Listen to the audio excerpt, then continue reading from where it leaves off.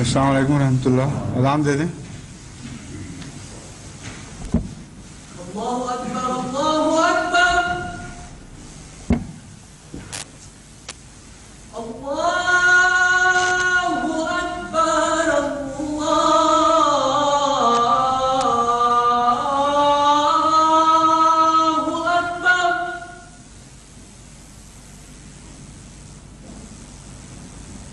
اشہد ان لا الہ الا اللہ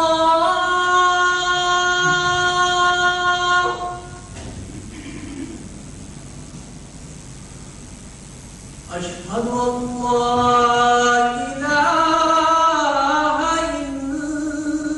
الا اللہ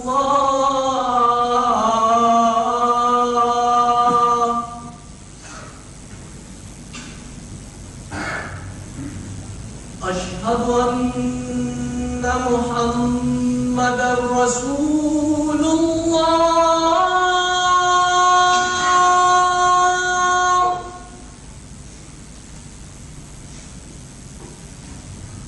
اشہد ان محمد رسول اللہ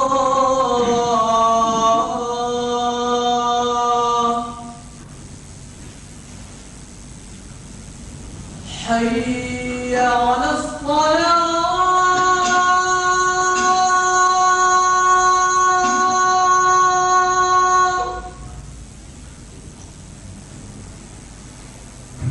حي على الصلاة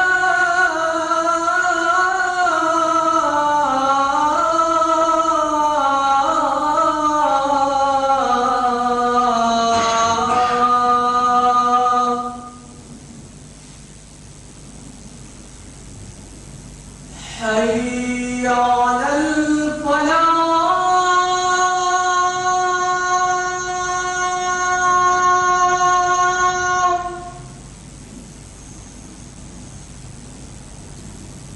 حي على الفلاح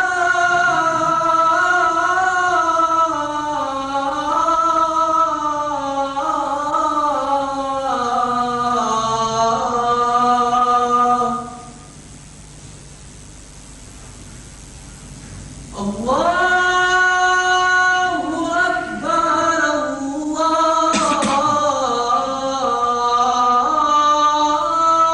اللہ اکبر لا الہ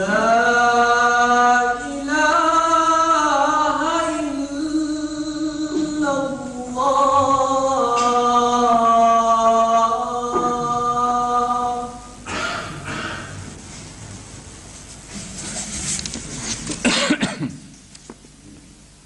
اشہد ان لا الہ الا اللہ وحدہ لا شریک لہ واشہد ان محمدا عبدہ ورسولہ. أما بعد فأعوذ بالله من الشيطان الرجيم. بسم الله الرحمن الرحيم. الحمد لله رب العالمين الرحمن الرحيم مالك يوم الدين. إياك نعبد وإياك نستعين. اهدنا الصراط المستقيم صراط الذين أنعمت عليهم غير المغضوب عليهم ولا الضالين.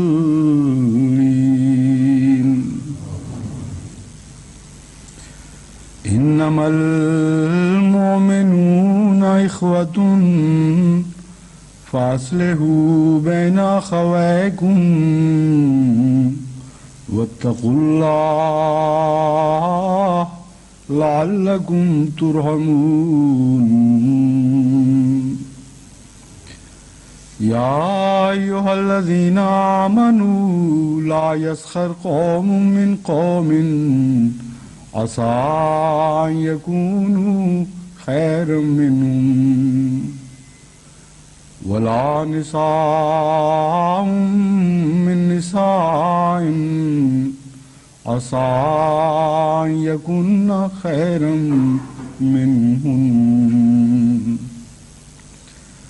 ولا تلمزوا أنفسكم ولا تنابزوا بالألقاب بئس الاسم الفسوق بعد الإيمان ومن لم يتب فأولئك هم الظالمون يا أيها الذين آمنوا اجتنبوا كثيرا من الظن إن بعض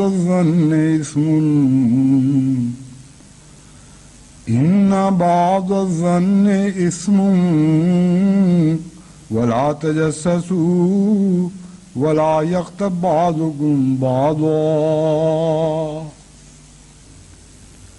أيحب أحدكم من يأكل لحم أخيه ميتا فكرهتموه واتقوا الله إن الله تواب رحيم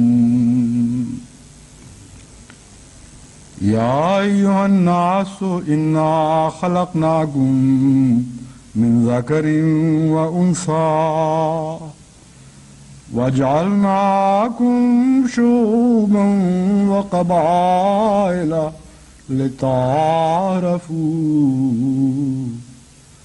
إن أكرمكم عند الله أتقاكم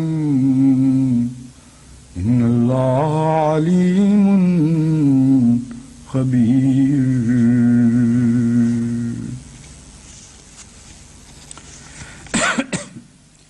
قرآن کریم کی یہ چند آیات جو میں نے تلاوت کی ہیں، ان میں حسن معاشرت کے تمام بنیادی اصول بیان فرما دیے گئے ہیں اور ان تمام باتوں سے روکا گیا ہے جس سے انسانی معاشرہ کسی نہ کسی رنگ میں بیمار پڑ جاتا ہے اور خوشی کی بجائے دکھوں اور تکلیفوں کا موجب بن جاتا ہے. حقیقت یہ ہے کہ معاشرت کی بنیاد ہی اس تصور پر ہے کہ ایک انسان جو اپنی اکیلے ایک بھلائی کو نہیں پا سکتا، اجتماعی کوشش سے وہ بھلائی اس کو نصیب ہو جائے، ورنہ فی الحقیقت تو انسان ایک خود غرض جانور ہے. اگر اکیلا رہ کر اس کا بس چل سکتا کہ سب خیر اس کو حاصل ہو جاتی تو وہ کسی دوسرے کی خاطر کسی تکلیف کو بھی برداشت نہ کرتا اور اپنے آرام میں کسی دوسری چیز کو مخل نہ ہونے دیتا. لیکن چونکہ خدا تعالیٰ نے ایک فرد کو دوسرے فرد پر انحصار کرنے والا بنایا ہے، اس لیے کہ خدا کے سوا کوئی نہیں جو کسی دوسرے کی احتیاج سے بالا ہو، اس لیے ایک انسان کو دوسرے انسان کی احتیاج رہتی ہے، لیکن اس احتیاج کی بنیاد خیر پر واقع ہوئی ہے. اس کا مقصود یہ ہے کہ خیر بڑھے، نہ یہ کہ تکلیف بڑھے. پس معاشرے میں جب بھی کوئی ایسا عمل جاری ہو یا کوئی ایسا فعل انسان سے سرزد ہو جس کے نتیجے میں دکھ پیدا ہوتا ہے تو یہ معاشرت کے اصول کے بالکل برعکس چیز ہے. لیکن عجیب بات یہ ہے کہ آج کی دنیا میں معاشرہ بالعموم بدیاں پھیلانے کا موجب بن چکا ہے اور خیر پھیلانے کا اور خیر کے حصول کا ذریعہ کم رہ گیا ہے. قرآن کریم چونکہ بنیادی اصولوں سے تعلق رکھنے والی کتاب ہے اور ہر زمانے پر حاوی ہے، اس لیے قرآن کریم نے حسن معاشرت کے اصول بیان فرمائے اور ان چیزوں سے رکنے کی تاکید فرمائی جن کے نتیجے میں معاشرہ خراب ہو سکتا ہے۔ پہلی بات، معاشرے کی تباہی کی موجب افتخار بیان فرمائی گئی۔ یا ایھا الذین آمنوا لا یسخر قوم من قوم عسیٰ ان یکونوا خیرا منہم۔ دیکھو، ایک قوم دوسرے پر بڑائی محسوس کر کے اس رنگ میں اس کی تحقیر نہ کرے، اس رنگ میں اس پر نہ ہنسے گویا وہ اس سے ادنا ہے۔ بظاہر تو یہ ایک چھوٹی سی بات ہے، لیکن آج کی دنیا میں، خصوصاً مغربی دنیا میں، اس آیت کا یہ ٹکڑا بڑی شدت کے ساتھ عمل دکھا رہا ہے۔ ساؤتھ افریقہ میں جتنے بھی دکھ پھیلے ہیں، اور ابھی تک ساؤتھ افریقہ جن دکھوں سے گزر رہا ہے، اس کی بنیاد یہی قومی تفاخر ہے۔ ایک قوم کو خیال ہے کہ وہ دوسری قوم سے بہتر ہے۔ اسرائیل کے قیام کا تصور بھی اسی غلط خیال کا نتیجہ ہے۔ اسرائیلی قوم کو بھی یہ گمان ہے کہ وہ خدا کے دوسرے بندوں سے بہتر ہے، اس لیے محض قومیت کی بنا پر انہوں نے اپنا ایک عالمی مرکز قائم کرنے کا حق دنیا سے تسلیم کروایا، اور محض نسلی امتیاز کی بنا پر وہ اکٹھے ہیں۔ حقیقت یہ ہے کہ یہودیت میں سے مذہب کا حصہ اب تقریباً انقاع ہو چکا ہے۔ ایک نسل کے فخر کا ایک احساس ان کے دلوں میں ایسا شدت کے ساتھ پایا جاتا ہے کہ آج دنیا پر جو تفوق چاہتے ہیں، جو تسلط پیدا کرنا چاہتے ہیں، خالصتاً نسلی امتیاز کے نظریے پر یہ کوشش کی جا رہی ہے، اور وہ سمجھتے ہیں کہ وہ ایسی اعلیٰ نسل کے لوگ ہیں کہ تمام دنیا پر حکومت کا حق رکھتے ہیں۔ اور عجیب بات ہے کہ نازیوں کے ذریعے خدا تعالیٰ کی تقدیر نے ان کو مار پڑوائی، جن کا اپنا یہی نظریہ تھا۔ بعض کے ذریعے بعض کو جب خدا سزا دلواتا ہے تو ویسے ہی بعض چنتا ہے ان کے لیے۔ لوہا لوہے کو کاٹتا ہے، اور یہ ممکن نہیں ہے کہ لکڑی سے آپ لوہا کاٹیں، اس لیے جب ایک بد کو دوسرے بد سے سزا دلوانی ہو تو ان میں ایک ہی جیسی خصلتیں پائی جاتی ہیں۔ ایسی خصلتوں کے لوگ خدا اختیار فرماتا ہے جو کسی دوسرے بد کے پلے کے ہوں، اسے جس طرح خدا کی تقدیر چاہے سزا دے بھی سکتے ہوں۔ اسی طرح مغربی ممالک میں جو نسلی امتیاز کے نتیجے میں آئے دن لڑائیاں ہوتی ہیں، قتل و غارت ہوتے ہیں، ہندوستان میں کیا ہو رہا ہے، مغربی جرمنی میں کیا ہو رہا ہے، دیگر ممالک میں کیا ہو رہا ہے، ان سب کی بنیاد یہی نسلی تفاخر کا تصور ہے۔ اشتراکی دنیا جو دو نیم ہو چکی ہے، اور یورپین اشتراکی نظریہ بنیادی طور پر اگرچہ مشرقی اشتراکی نظریہ کے مطابق ہے، اس سے ہم آہنگ ہے، اس کے باوجود چین میں اشتراکیت اور روس میں اشتراکیت میں ایک نمایاں فرق پیدا ہو گیا ہے۔ چینی اشتراکیت روسی اشتراکیت کے ساتھ ہاتھ میں ہاتھ ڈال کر نہیں آگے بڑھ سکتی۔ اتنے شدید بنیادی اختلاف پیدا ہو چکے ہیں کہ ایک دوسرے کے دشمنوں کے ساتھ وہ دوست بن سکتے ہیں، لیکن آپس میں نظریے کے اشتراک کے باوجود ایک دوسرے کے دوست نہیں بن سکتے۔ اس کے پس منظر میں بھی یہی نسلی امتیاز کا تصور ہے جو کار فرما ہے۔ امر واقعہ یہ ہے کہ روس اگرچہ دنیا میں اشتراکیت کا غلبہ چاہتا ہے، لیکن زرد رنگ کی اشتراکیت کا غلبہ نہیں چاہتا، بلکہ سفید فام اشتراکیت کا غلبہ چاہتا ہے۔ جیسا کہ غالب نے کہا ہے، آئیں وہ یہاں خدا کرے پر نہ کرے خدا کے یوں. آئیں تو صحیح، لیکن اس طرح نہ آئیں کہ رقیب کے ساتھ آئیں. بس روس بھی زرد فام قوموں کے غلبے کو خواہ وہ اشتراکیت کے نام پر ہو، اشتراکیت کی وجہ سے ہو، کسی صورت میں قبول نہیں کر سکتا.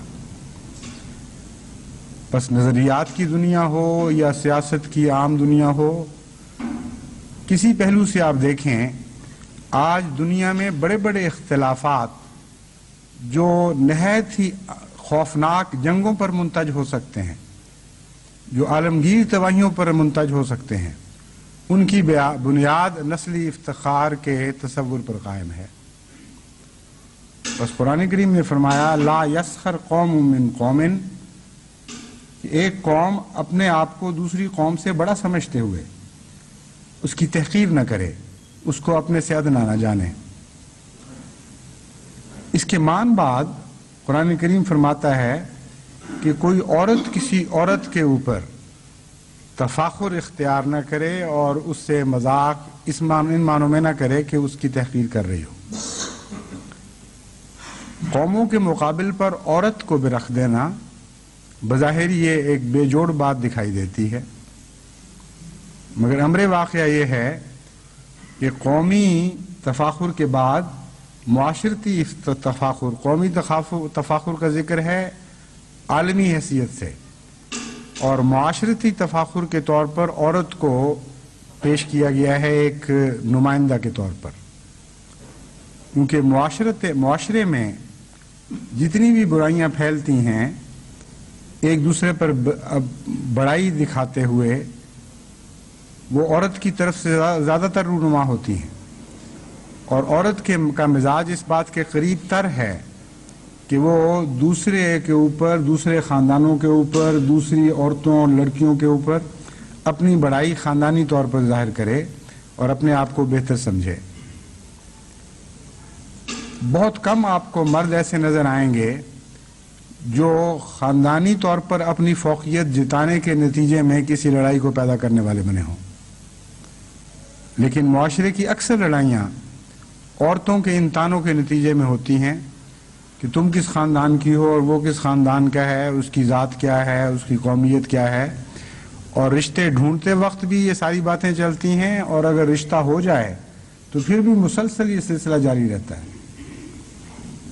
تو جہاں برائی زیادہ شدت کے ساتھ پائی جاتی تھی، اسے نمایاں کرنے کی خاطر، مرض پر انگلی رکھ دینے کی خاطر، خدا تعالیٰ نے معاشرے کی برائی کا ذکر کرتے ہوئے عورت کو بطور مثال پیش فرمایا اور اسے تنبیہ کی کہ دوسری عورتوں کے اوپر فوقیت نہ دکھایا کرو.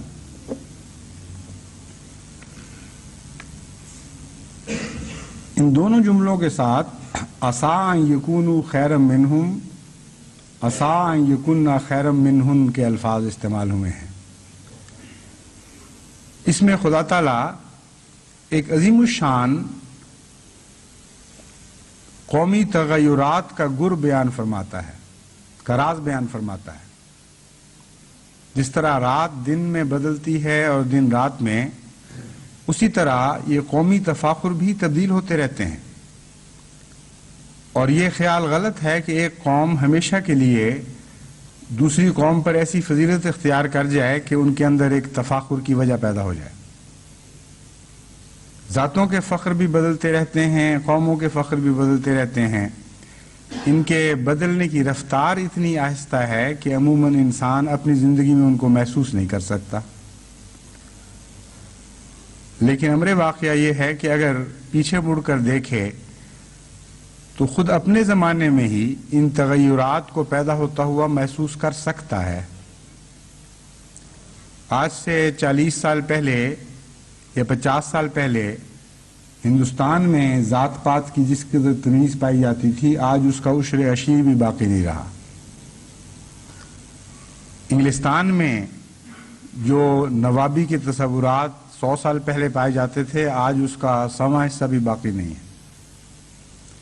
وہ قومیں، وہ لوگ، وہ پیشے جن کو بہت تحقیر سے دیکھا جاتا تھا، آج وہ معزز ترین پیشے بن گئے ہیں، معزز ترین قومیں بن گئی ہیں.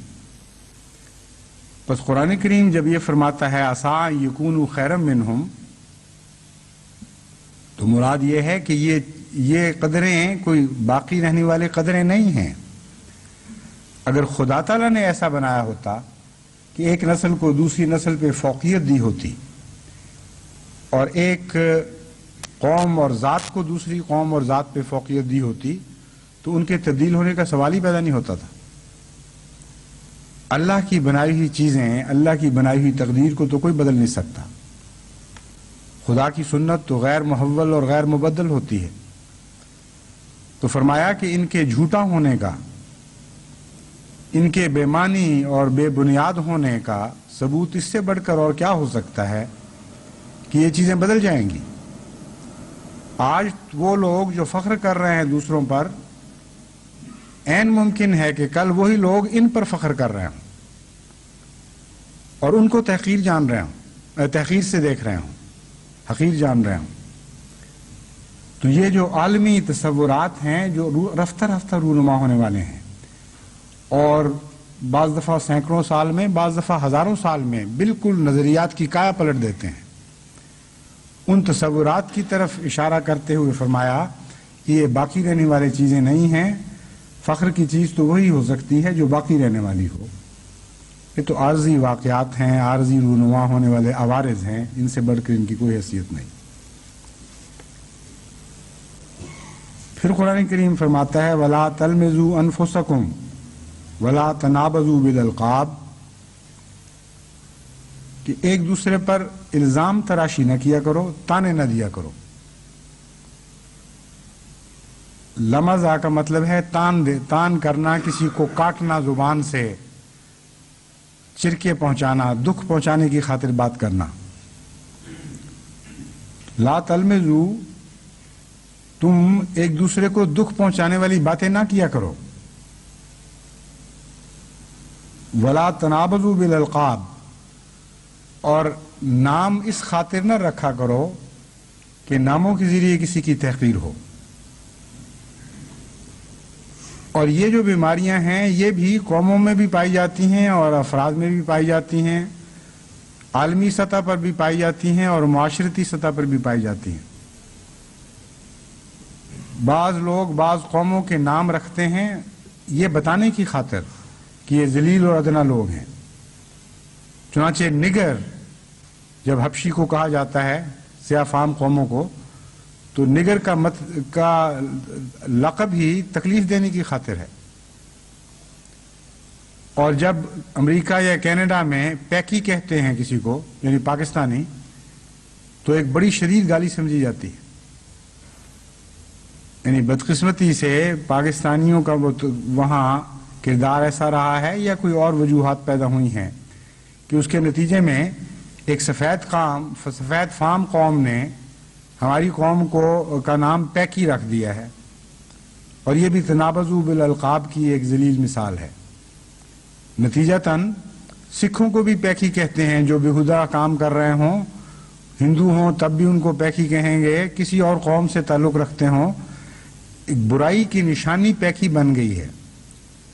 گویا نعوذ باللہ پاکستانی ہر برائی کا مرجع اور منبع ہے، ہر برائی اسی سے پھوٹتی ہے اور اسی میں لوٹ کر آتی ہے۔ اور انفرادی طور پر غلط نام رکھنے یہ تو عام رواج ہمارے ملک میں پایا جاتا ہے۔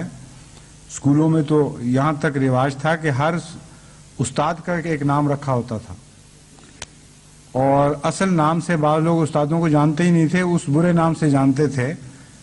اور یہاں تک کہ کئی سال گزرنے کے بعد ایک نسل بوڑھی ہو گئی، تب بھی استاد کا اصل نام تو یاد نہیں رہا، یہ لقب یاد رہ گیا کہ فلاں صاحب یہ تھے اور فلاں صاحب یہ تھے۔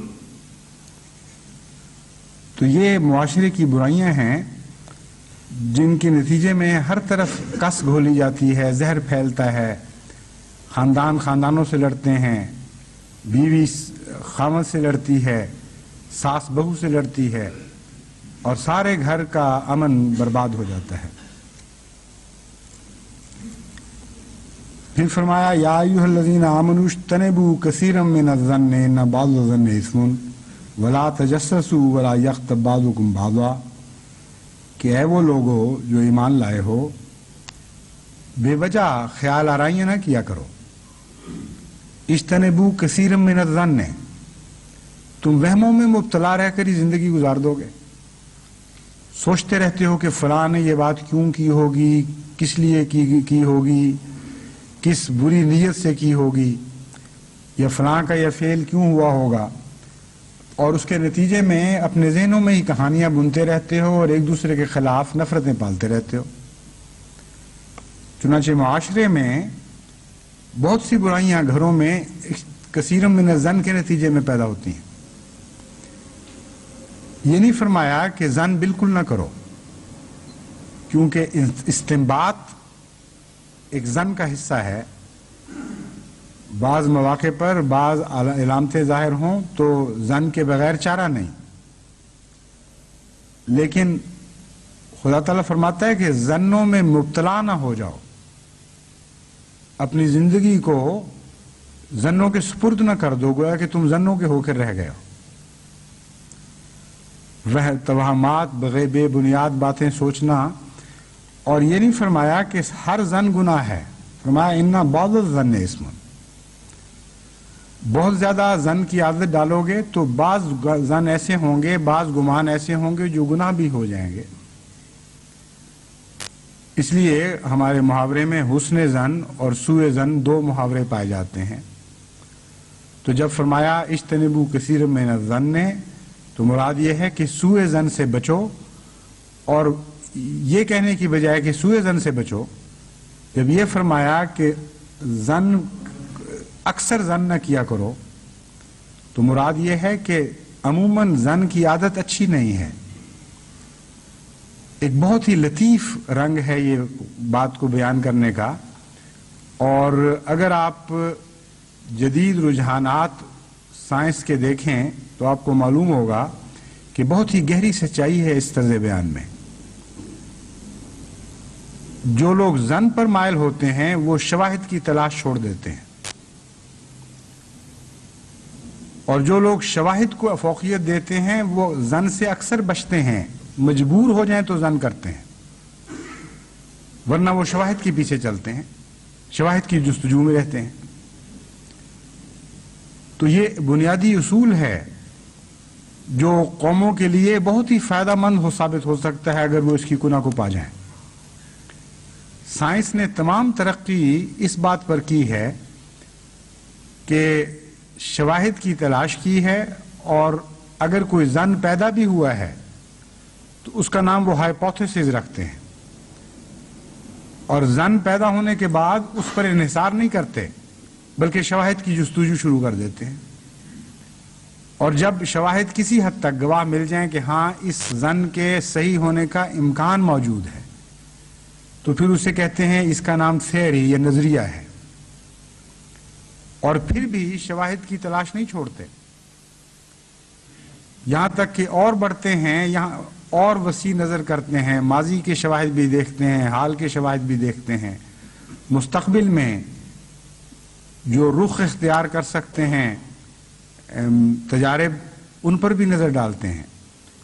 اور جب دیکھتے ہیں کہ ہر لحاظ سے، ہر پہلو سے وہ نظریہ درست تھا اور اس کے بدلنے کا کوئی امکان نہیں، تو اس کا نام لا رکھ دیا جاتا ہے. یہ سائنس کا قانون ہے. اگر اس کے برعکس ظن پر راضی رہنے والی قومیں ہوتی ہیں، جیسا کہ مشرق میں بدقسمتی سے یہ بیماری پائی جاتی ہے، تو اپنے ظن کے مطابق وہ شواہد کو موڑنے کی کوشش کرتے. اور جس طرح روحانی دنیا میں گناہ ہوتے ہیں، مادی دنیا میں بھی گناہ ہوتے ہیں. مادی دنیا میں بھی بعض ظن سو بن جاتے ہیں. چنانچہ جتنا کیمیاگروں نے مشرق کی دولتوں کو لٹایا ہے اور خاک کے سوا ان کے پلے کچھ بھی نہیں پڑا، یہ سارا اسی گناہ کی پاداش ہے کہ وہ ظن میں مبتلا ہوئے، کثیر من الظن کے عادی ہو گئے، اور بعض ظن جو غلط تھے ان کو درست کرنے کی بجائے ان کی پاداش انہوں نے دیکھی اور قوموں کو بلندی سے تنزل کی راہ پہ اتار دیا. تو ظن کی عادت بڑی بری چیز ہے. قرآن کریم نے اسی لیے یہ نہیں فرمایا کہ برا ظن نہ کرو، فرمایا ظن سے بچنے کی کوشش کرو، جہاں تک ممکن ہے جستجو کرو، جہاں تک ممکن ہے حقائق کی تلاش کرو۔ حقائق کی جستجو تمہاری عادت ہونی چاہیے اور زن تمہاری عادت نہیں ہونی چاہیے۔ اگر زن تمہاری عادت بن گیا تو پھر لازماً تم بعض برے زنوں میں بھی مبتلا ہوگے جن کی پاداش دیکھو گے۔ اور بدقسمتی سے مشرقی دنیا میں معاشروں کی تباہی کا ایک بڑا موجب زن کی کثرت ہے۔ وَلَا يَغْتَبْ بَعْضُكُمْ بَعْضًا، یہ اسی کی پیداوار ہے۔ حقائق کا سامنا کرنے کی جن قوموں کو عادت نہیں رہتی وہ منہ پر بات کرنا بھی نہیں جانتے، پھر وہ اسکیپ اختیار کرتے ہیں شواہد سے، اور یہ بھی برداشت نہیں کر سکتے کہ ان کی بات چیلنج ہو جائے گی، اس لیے فرضی باتوں کے عادی پیچھے باتیں کرتے ہیں، چھپ کے باتیں کرتے ہیں، چھپ کر تان و تشنیع کرتے ہیں۔ اور لمز کی یہ انتہا ہے۔ لمز کہتے ہیں تان و تشنیع جو منہ پر کی جائے۔ جب یہ بدی بڑھ جاتی ہے اور ناسور بن جاتی ہے یا کینسر ہو جاتی ہے تو اس سوسائٹی میں پھر سامنے کی تان و تشنیع کو چھوڑ کر پھر غیب میں باتیں کی جاتی ہیں، دوسرے کو اپنے دفاع کا کوئی موقع نہیں مل سکتا۔ یہ سب سے بڑی ہوئی بد صورت اس بیماری کی ہے اور اس کا زن سے گہرا تعلق ہے۔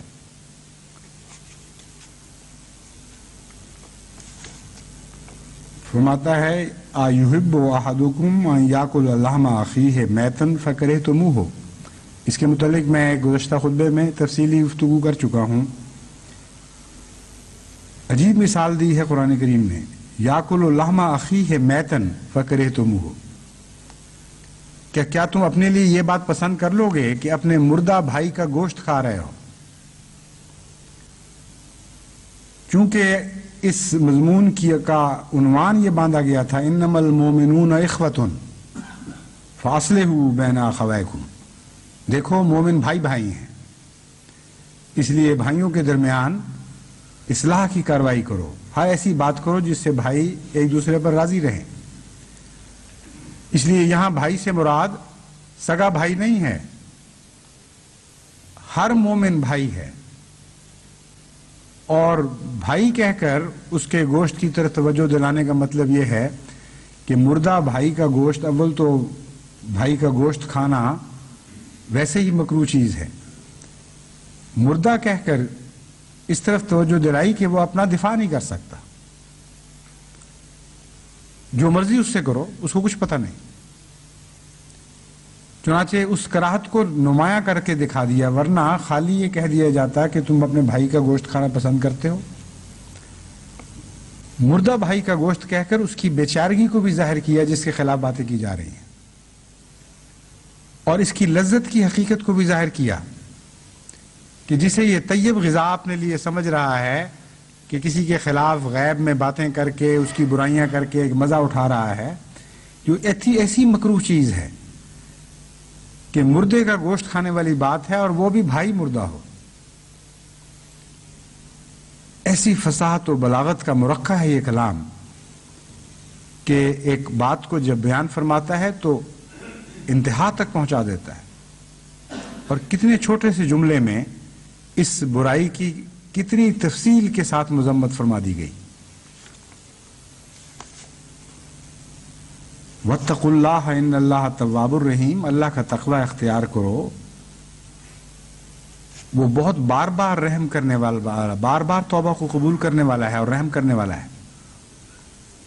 یا ایھا الناس انا خلقناکم من ذکر وانثی وجعلناکم شعوبا وقبائل لتعارفوا، ہم نے تو تمہیں اے انسانوں اس لیے پیدا کیا تھا مرد اور عورت میں، وَجَعَلْنَاكُمْ شُعُوبًا وَقَبَائِلًا، اور تمہیں قبائل میں اور قوموں میں اس لیے تفریق کیا تھا لِتَعَارَفُوا، تاکہ تم ایک دوسرے کو پہچان سکو۔ إِنَّ أَكْرَمَكُمْ عِندَ اللَّهِ أَتْقَاكُمْ، یقیناً تم میں سے سب سے معزز وہی ہے جو سب سے زیادہ متقی ہے۔ ان اللہ علیم خبیر، اللہ بہت جاننے والا اور بہت خبر رکھنے والا ہے۔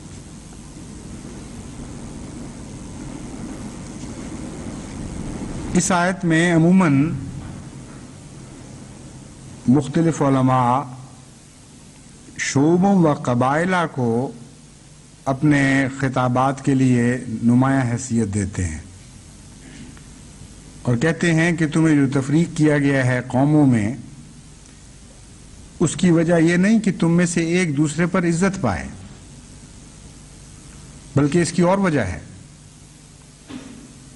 اور پہلے حصے کو نظر انداز کر دیا جاتا ہے جہاں اللہ تعالیٰ یہ فرماتا ہے انا خلقناکم من ذکر و انثی، ہم نے تمہیں مرد اور عورت پیدا کیا۔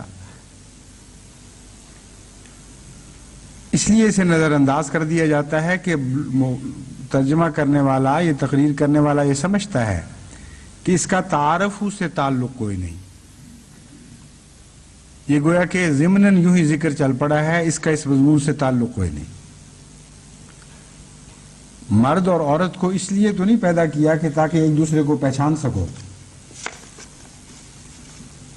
ہاں شعوباً و قبائلہ اس لیے پیدا کیا کہ ایک دوسرے کو پہچان سکو۔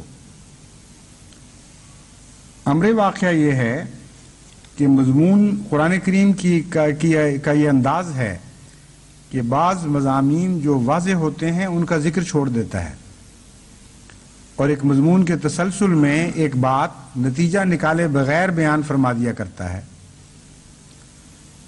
کیونکہ مضمون یہ چل رہا ہے کہ ایک دوسرے پر بڑائی نہ کرو، ایک دوسرے کے اوپر اپنی فضیلت نہ جتاؤ، ایک دوسرے کو حقیر نہ جانو، اس لیے پہلا حصہ اس جملے کا انا خلقناکم من ذکر و انثی یہ معنی رکھتا ہے کہ جس طرح قوموں میں کوئی فخر نہیں ہے، اس طرح مرد اور عورت میں ہونے میں بھی کوئی فخر نہیں ہے۔ محض اس بنا پر کہ کوئی مرد ہے اسے کوئی فضیلت نہیں ہے کسی دوسرے انسان پر، یا محض اس بنا پر کہ کوئی عورت ہے اسے کسی دوسرے انسان پر فضیلت نہیں ہے۔ یہ جو آج کل مغربی دنیا میں یہ بحث چل رہی ہے کہ عورت بہتر کہ مرد بہتر یا دونوں میں برابری ہو، قرآن کریم اس مضمون کو اس رنگ میں پیش نہیں فرماتا جس رنگ میں مغربیت کا رخ جا رہا ہے، لیکن بنیادی طور پر عورت اور مرد کے برابر حقوق کو ضرور تسلیم کرتا ہے، اور یہاں یہ ذکر اسی لیے فرمایا گیا ہے کہ مرد کو عورت پر بھی کوئی فضیلت نہیں ہے۔ یہ نہ سمجھنا کہ چونکہ تم مرد ہو اس لیے تمہیں حق ہے کہ کسی عورت کی تحقیر کرو، اس کی تذلیل کرو، جس طرح بعض قوموں میں بعض محاورے پائے جاتے ہیں جو عورت کی برائیوں کے اظہار کے پر وقف ہوتے ہیں، یعنی یہ سمجھا جاتا ہے کہ عورت ذات ہے تو اس میں یہ بات ضرور پائی جائے گی۔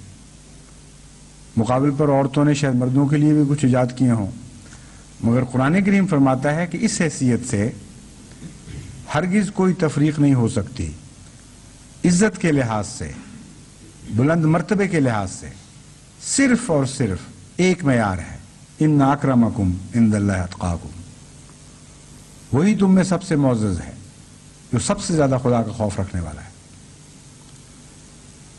ان اللہ علیم خبیر، اور اللہ تعالیٰ خوب جانتا ہے اور خوب خبر رکھتا ہے اس بات کی کہ تم لوگ کیا کرتے ہو، کیوں کرتے ہو، تمہارے اعمال کی گناہ کیا ہے، مقصد کیا ہے تمہاری باتوں اور تمہارے افعال کا، ہر بات سے اول سے آخر تک خوب باخبر ہے، اور ان کے پیدا ہونے والے نتائج سے بھی باخبر ہے، دور دراز اثرات جو ان کے مرتب ہوں گے ان پر بھی نگاہ رکھتا ہے۔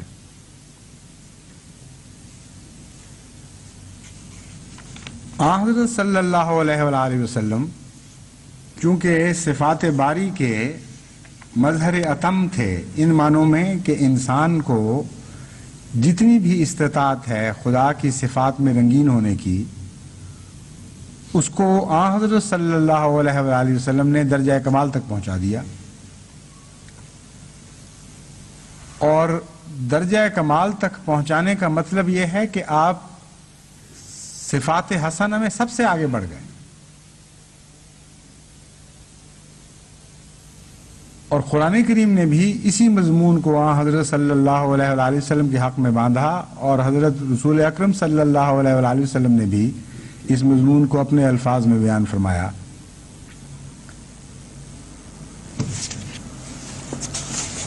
چنانچہ حضرت صلی اللہ علیہ وآلہ وسلم فرماتے ہیں انما بعثت لأتمم مکارم الاخلاق۔ ابو ہریرہ روایت بیان کرتے ہیں کہ حضور صلی اللہ علیہ وآلہ وسلم نے فرمایا کہ میں اعلیٰ ترین اخلاق کی تکمیل کے لیے مبعوث کیا گیا ہوں۔ حضرت امام مالک موطا میں یہی روایت درج فرماتے ہیں، مگر ایک لفظی فرق کے ساتھ۔ وہ فرماتے ہیں کہ ہمیں تو یہ بات پہنچی ہے کہ حضور صلی اللہ علیہ وآلہ وسلم نے فرمایا بعثت لأتمم حسن الاخلاق ہے، کہ میں اس لیے مبعوث فرمایا گیا ہوں کہ میں اخلاق کے حسن کو اس کے درجہ کمال تک پہنچا دوں۔ بنیادی طور پر مضمون ایک ہی ہے، پس صفات باری تعالیٰ میں رنگین ہونے کا مطلب جہاں ایک طرف الوہیت سے تعلق قائم کرنا ہے، وہاں دوسری طرف عبدیت سے تعلق قائم کرنا بھی ہے، اور اخلاق کا بہترین ہونا اس کا ایک طبیعی اور لازمی نتیجہ ہے۔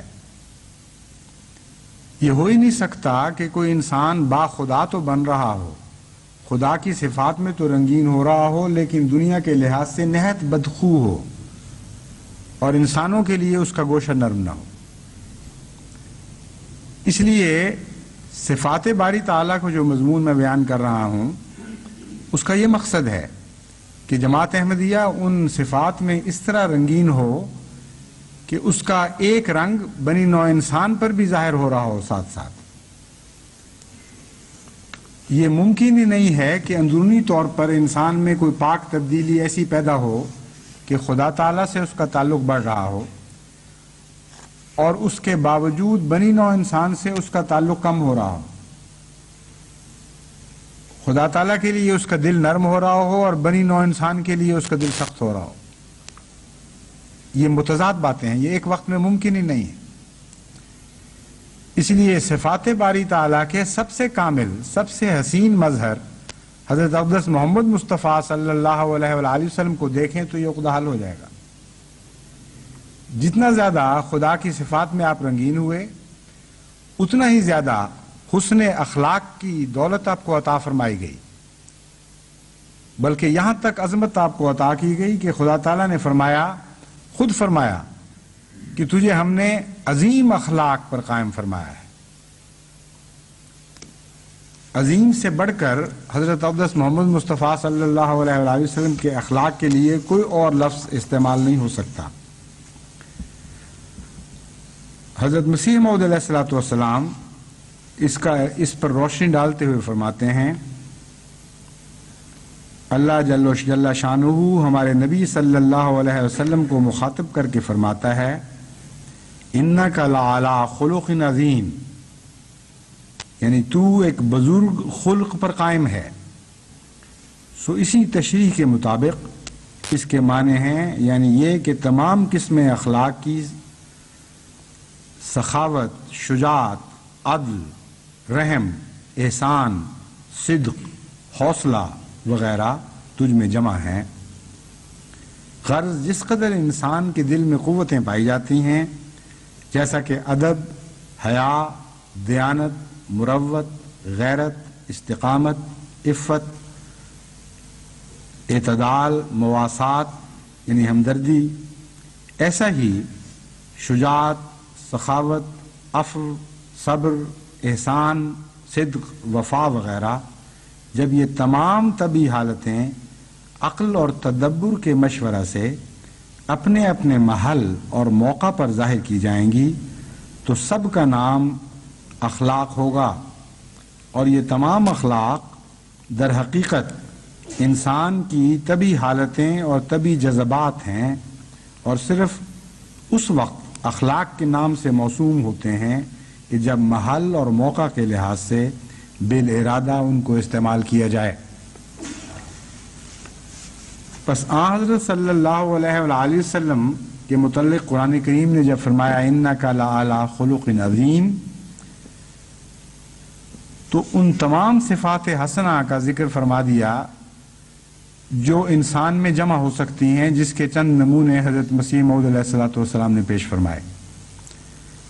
اور جیسا کہ حضرت مسیح موعود علیہ السلام نے تفسیر فرمائی، محض ان اخلاق کا، ان صفات حسنہ کا آن حضرت صلی اللہ علیہ وآلہ وسلم کو مجمع قرار نہیں دیا، بلکہ یہ فرمایا کہ یہ اخلاق اپنے اپنے محل پر حضرت رسول کریم صلی اللہ علیہ وسلم کو عطا کیے گئے۔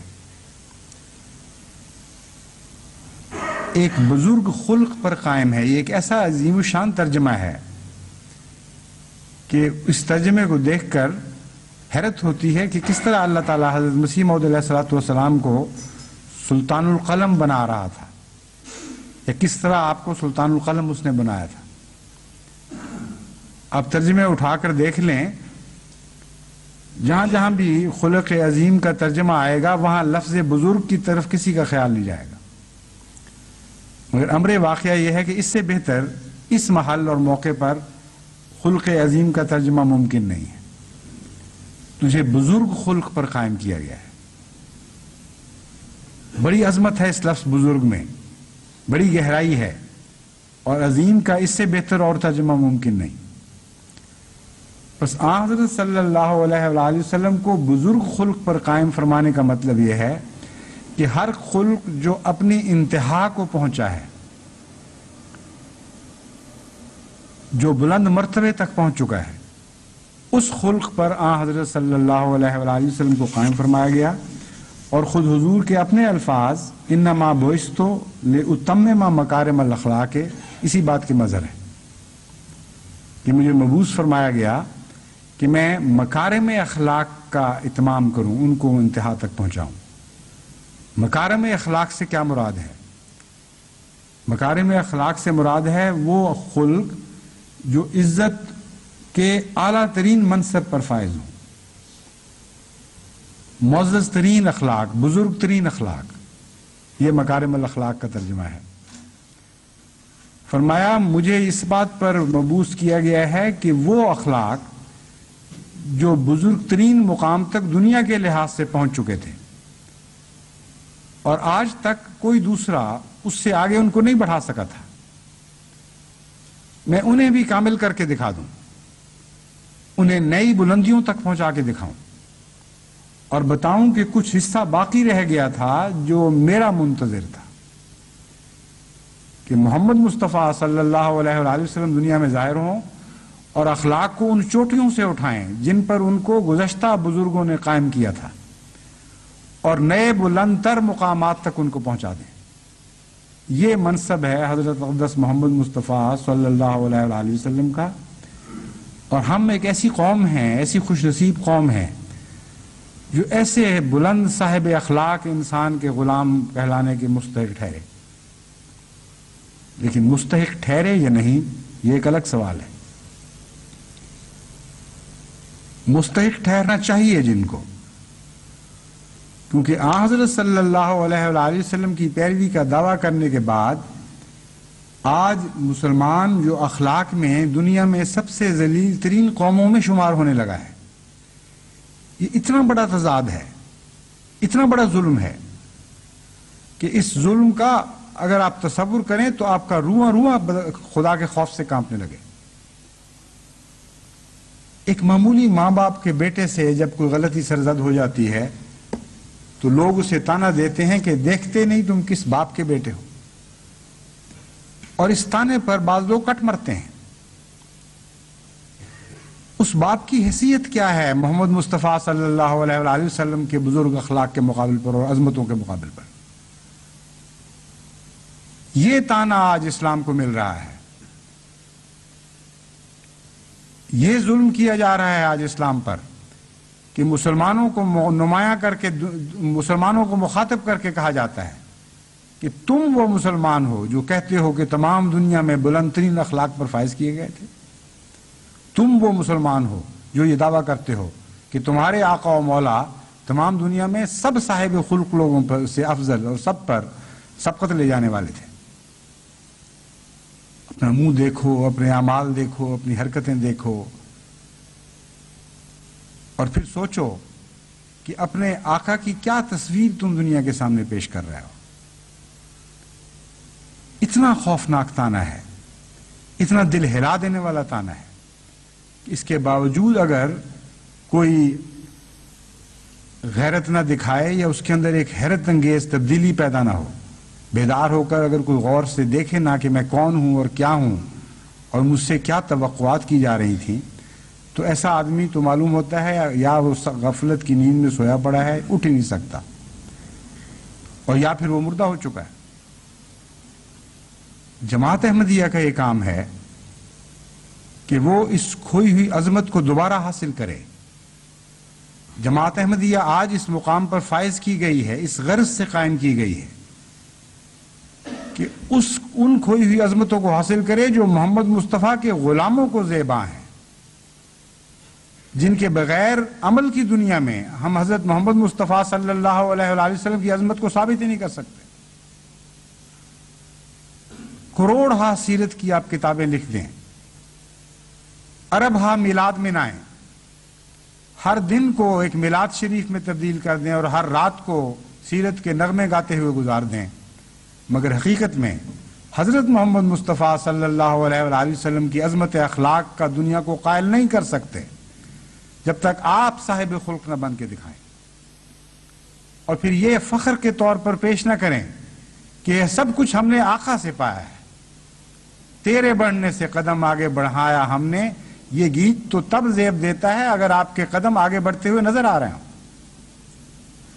لیکن بدقسمتی کی انتہا ہے، ایک عجیب دردناک المیہ ہے کہ اس آقا کے غلام ہو کر جسے مکارم اخلاق کو آگے بڑھانے کے لیے قائم کیا گیا تھا، بلند ترین چوٹیاں جو اخلاق کی آپ سے پہلے تمام بنی نوع انسان نے قائم کی تھی، محمد مصطفیٰ صلی اللہ علیہ وسلم فرماتے ہیں کہ مجھے اس لیے مبعوث کیا گیا کہ ہر اخلاق کی ہر خلق کی چوٹی سے اس خلق کو اٹھاؤں اور بلند تر مقام پر کھڑا کر کے دکھا دوں کہ یہ ہے اصل مقام. ان کے غلام ہو کر، ان کی طرف منسوب ہو کر آج امت مسلمہ کے اخلاق کا یہ عالم ہو کہ ہر دنیا کی ایرا غیرہ اور عام دنیا کی لامذہب قومیں بھی ان کے اوپر تمسخر کریں اور تشریح کریں اور کہیں کہ ہاں یہ اخلاق ہیں. دہریہ بھی ہنس رہے ہیں، آج بگڑے ہوئے مذاہب والے بھی ہنس رہے ہیں اور مشرک بھی ہنس رہے ہیں، فلسفی دان بھی ہنس رہا ہے اور دنیاوی سویلائزیشن اور تہذیب و تمدن کے علمبردار بھی ہنس رہے ہیں. کیا جماعت احمدیہ نے اس میدان میں آگے قدم بڑھایا ہے یا نہیں، یہ وہ سوال ہے. میں یہ سمجھتا ہوں کہ اتنے گوشے ابھی خلا کے باقی ہیں، اخلاق کی طرف توجہ دینے کا اتنا بڑا کام ابھی باقی ہے کہ اگر ہم نے اس کی طرف توجہ نہیں دی تو ہم دنیا کے معلم قرار نہیں دیے جا سکیں گے. اگر اس کے باوجود ہمیں دنیا کا مربی بنا دیا گیا تو یہ دنیا پر احسان نہیں ہوگا. اس لیے جو فتح کے دن قریب آ رہے ہیں، ان گوشوں پر میری نظر پڑتی ہے اور میں خدا کے سامنے ہول سے کانپنے لگتا ہوں کہ اے خدا، محض تیرا فضل ہے جو ان حالات کو تبدیل فرما دے اور ہمیں وہ عظمتیں عطا فرمائے جن عظمتوں کی خاطر تو نے ہمیں پیدا کیا ہے. ورنہ ہر قدم پر کمزوریاں ہیں، ہر قدم پر رکھنے ہیں. ایک خلا تو نہیں، ہر سمت میں کئی خلا ہیں. جب ہم غیروں کے مقابل پر اپنے آپ کو دیکھتے ہیں تو یقیناً ایک عظمت کا احساس پیدا ہوتا ہے. جب ہم دوسروں کے مقابل پر اپنے اخلاق پر نظر ڈالتے ہیں تو ایک طمانیت کا احساس بھی پیدا ہوتا ہے. لیکن میں آج جو بات کہہ رہا ہوں وہ یہ نہیں کہ نعوذ باللہ من ذالک جماعت احمدیہ دوسری قوموں کے مقابل پر، دوسرے مذاہب اور فرقوں کے مقابل پر آج کم اخلاق رکھنے والی ہے. میری نظر تو محمد مصطفیٰ صلی اللہ علیہ وآلہ وسلم کے خلق عظیم پر ہے. میں اس لیے یہ موازنہ کرنا چاہتا ہوں تاکہ آپ ادنا پر راضی ہو کر نہ بیٹھ جائیں. اپنے سے نیچے کے اخلاق کے ساتھ آپ نے موازنہ کیا تو آپ ترقی نہیں کر سکیں گے، کیونکہ آپ سمجھیں گے کہ آپ کو سب پر فوقیت حاصل ہوگی۔ اگر دیکھنا ہے ترقی کی نظر سے، آگے بڑھنے کی خاطر، تو ہمیشہ محمد مصطفیٰ صلی اللہ علیہ وآلہ وسلم کے اخلاق پر اپنی نظریں مرکوز رکھیں، پھر دیکھیں گے آپ کہ آپ کو کتنا محرومی کا احساس بڑھے گا، کیا کچھ پانے کی نئی تمنائیں آپ کے دل میں پیدا ہوں گی، ہر وقت ایک لگن لگی رہے گی کہ ہمیں یہ بھی بننا تھا اور وہ بھی بننا تھا اور یہ وہ بھی بننا تھا اور وہ بھی بننا تھا، ابھی تو ہم کچھ بھی حاصل نہیں کر سکے۔ بس یہ وہ نظریہ ہے جس کی خاطر مجھے چند باتیں آپ کے سامنے پیش کرنا ہوں گی۔ آج چونکہ خطبے کا وقت زیادہ ہو رہا ہے، اس لیے میں اس مضمون کے دوسرے حصے کو آئندہ جمعے تک اٹھا رکھتا ہوں۔ بہت سی ایسی معاشرتی خرابیاں جماعت میں پیدا ہو چکی ہیں جس نے جماعت کی آئلی زندگی کو بھی تباہ کر دیا ہے اور آئندہ نسلوں پر بہت برے رنگ میں اثر انداز ہو سکتی ہیں۔ 20 خط مجھے روزانہ ملتے ہیں ایسی باتوں کے جن کو پڑھ کر شدید تکلیف پہنچتی ہے کہ احمدی گھروں میں خاوند ایسے ہیں اور بیویاں ایسی ہیں اور بہویں ایسی ہیں اور سانسیں ایسی ہیں، نندے ایسی ہیں اور ندوئی ایسے ہیں۔ گھروں میں وہ فیکٹریاں ہیں در حقیقت جہاں سے گلیاں سنورتی بھی ہیں اور بگڑتی بھی ہیں۔ گلیوں میں جو جرم پلتے ہیں وہ بھی دراصل گھروں سے نکل کر گلیوں میں جمع ہوا کرتے ہیں۔ گلیوں میں جو نیکی کے کام جاری ہوتے ہیں وہ بھی پہلے گھروں میں بنتے ہیں پھر گلیوں میں ظاہر ہوا کرتے ہیں۔ اس لیے اگر آپ نے معاشرے کو درست کرنا ہے، سب سے چھوٹے یونٹ یعنی گھر پر نظر کرنی ہوگی۔ گھر کو جنت میں تبدیل کیے بغیر آپ نہ اپنے شہر کو جنت میں تبدیل کر سکتے ہیں، نہ عالم کو جنت میں تبدیل کرنے کا دعویٰ کر سکتے ہیں۔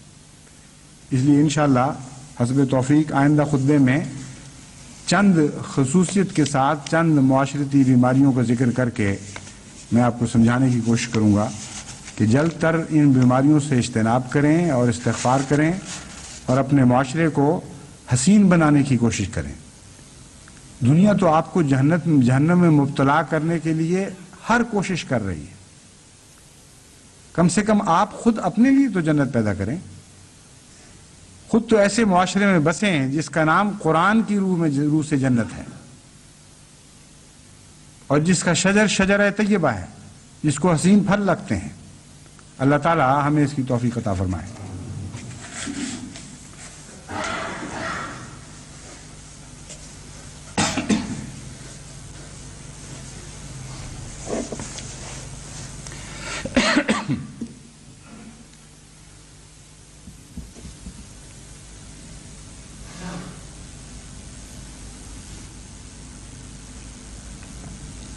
الحمد للہ نحمده ونستعینه ونستغفره ونؤمن به ونتوکل علیہ ونعوذ باللہ من شرور انفسنا ومن سیئات اعمالنا من يهده الله فلا مضل له ومن يضلله فلا هادي له ونشهد أن لا إله إلا الله وحده لا شريك له ونشهد أن محمدا عبده ورسوله عباد الله رحمكم الله إن الله يأمر بالعدل والإحسان وإيتاء ذي القربى وينهى عن الفحشاء والمنكر والبغي يعظكم لعلكم تذكرون اذكروا الله يذكركم وادعوه يستجب لكم وَلَذِكْرُ اللَّهِ أَكْبَرُ